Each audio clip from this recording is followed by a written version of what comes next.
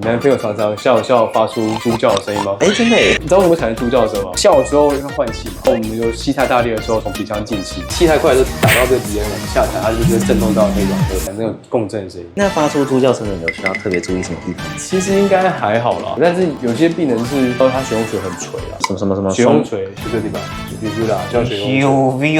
这个地方很垂，或者它这边很软，它这就会有人共振。那这种通常打会很大声，就发出比较原始的动物的叫声。真的耶！所以发出猪叫声其实不太丢脸，其实就是正常，就代表你现在很开心啊。如果你男朋友一直发出猪叫声，那代表你非常成功。非常成功。